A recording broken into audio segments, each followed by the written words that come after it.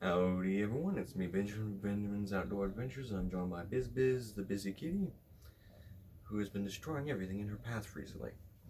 But anyway, as you saw from the title, hopefully, or the thumbnail, depending, today we're going to be breaking down the classic movie animal shriekers from the movie Graboids, or the series Tremors, there you go. Now, I used to do videos like this is where I take fictional animals, fictional creatures, and see how they would be in our world for sporting purposes, food purposes, things like that, hunting, fishing, uh, basically all that. Now, I did a rough diagram because I can't find any good pictures and my editing skills are shit. So, rough picture, we're talking about this creature right here, and it says bedrock. Now, I've broken it up into a few pieces that would make sense the most, such as the leg, the jowls, the back, the throat, the belly, and the dewlap. Now, if we take a look at this creature, we notice it doesn't have many other sources of meat besides the legs, the jowls, and the dewlap, primarily in the backstrap there, and that huge lump on its back. Now, my question is this. What would it taste like, and how hard would it be to hunt and capture those things, or hunt and butcher them? Now, I would ask if anyone wants to, they can ask a butcher to review this video or see the movie and see those animals. But my main thing is this. Because they're a very active animal that eats almost anything and everything that tastes good or puts off heat signature, I'd imagine their meat to be very gamey, tough, and lean. Not that much fat unless they eat a high-fat content diet, which may be very interesting. It also depends on where they're at. Also, because of their heat-seeking abilities and the fact that they put off a lot of heat, meaning they must have a dense muscle tissue and cause some sort of friction or body manipulation to cause it to heat up, which may cause problems, such as in pigs and some deer. They have a gland that puts off an awful stench. When you cook it, you have to cut it out. A little gland. Sorry for that. Let me put you down there, Bismarck. Now, just looking at this little diagram here for a second, you can see most of the meat is probably going to be coming from the leg here and the back, maybe from that hump. That hump may be a source of fat of some kind, probably not going to be that good. And they also said in this it's a type of reptile, or in the other movies they call them a reptile-based creatures. With that being said, I have eaten iguana, and I have eaten, well, iguana and tortoise, so I'd imagine it'd probably be something like that. Either a real gamey, tough, and sinewy meat, or it's probably going to be a little, yeah. I can't describe how a turtle or a iguana tastes, but I can tell you this. It's its own unique flavor, which is probably what this is going to taste like, as if it's not unique enough. Now, some of the other parts where you might be able to get meat would probably be from the jowl here, from the jowls here, or the dewlap underneath, which is very lean. It doesn't have that much fat from the movie's point of view. Also, because of how wide they are and how short they are, you can definitely tell it's probably going to be really tough. And with that hide on them, that thick, scaly hide, it's probably going to be difficult to cut open and transfer.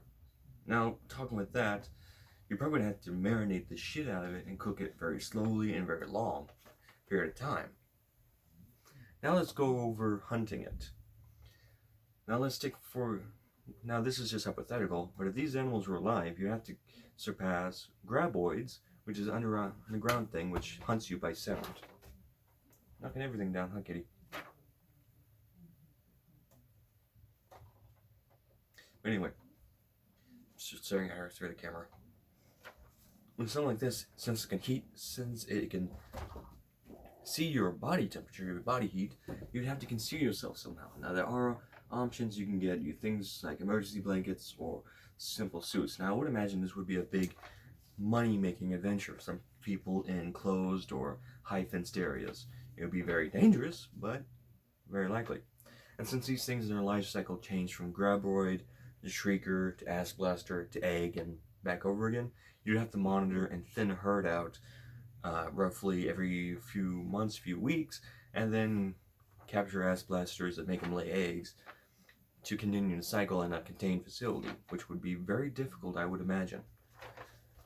Imagine people holding that many resources just to make a pen? Yeesh.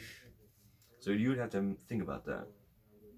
Now, with something like this, I would imagine it would have pretty damn terrible organs, or the organs would be some sort of mess that would not be usable. You'd probably use them for fertilizer, and that's about it. Now, when hunting these things, the only places I can think of are kill shots. Now, you've seen in the movie, they shot through the neck area and the leg area in the second movie, which somehow killed it. Although they were using elephant guns, so you don't have to be as precise with that. With this, from a side point of view, I'm thinking like a hunter here. I'd have to take the shot right around here, right in front of the leg, but behind the neck. Somewhere in that pit pocket. You might have to go through the leg. Now, thinking about it, you would have to use a high caliber or a very fast projectile with some heavy lead grain. You're probably not going to be using muzzle loaders or simple deer hunting rifles. You're probably going to need some within a 30-06 or higher range to be able to penetrate and actually carry enough lead to squish out and cause enough damage for that animal. 270, 243, I don't think that's going to do anything. That's probably going to be more pissing it off and hurting it than actually killing it. Now the head, that area, if you shoot there, maybe it'll kill it. But I'm just thinking, quickest, most humane shot here. So you're probably going to have to go through that area because how it's situated, that's probably where the heart and the lungs are going to be, which is an interesting thing. And because they have internal reproductive organs that are situated in that area, makes sense that the heart might be as well. Now with the leg, the jowl, the back, the throat, and the belly and the dewlap being the primary sources of meat, I would think you'd also have to think each part is probably going to be very lean, not much fat, as I said before, and how much meat you're going to be losing when you hunt that creature. You're probably going to be losing a lot of meat considering how small they are and the type of caliber projectiles you're going to be using. 12 gauge buckshot probably won't do. I mean, it could, but not really. You have to use a 1 ounce slug or something to be able to get it humanely, which is a very interesting thought. Other animals of similar caliber, such as, how would I put it? Pygmy elephants? No. You would have to use some sort of large bore or high-powered round to get that animal. 30-06 and up. You can't go under than that, or else you might be treading in some dangerous territory, and you have to be extremely accurate. And most hunters, they're not as accurate as you might think, but they're more accurate. They're about the same accuracy as some marksmen in the military. But you would have to think Joe Schmo ain't going to be Chris Kyle, and so on and so forth. You have to think average hunter. He's going to need a larger caliber gun. Aim for center mass shots right in front of the leg, behind the throat in that area to kill him. And that's just my thing. I haven't seen any pictures of shrieker biology or shrieker systems online, so I'm just going off of hypothesis right now. And with that being said, you'd also have to think of the hide. Now the hide might be worth selling if it was real. Honestly, it just depends. A bow and arrow hunt for them, I don't think that would do too well. I mean, they can get through. Yes, Biz? What do you want?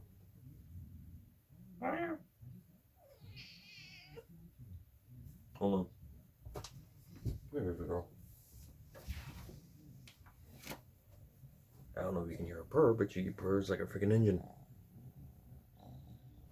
But anyway, that's just my thoughts on it.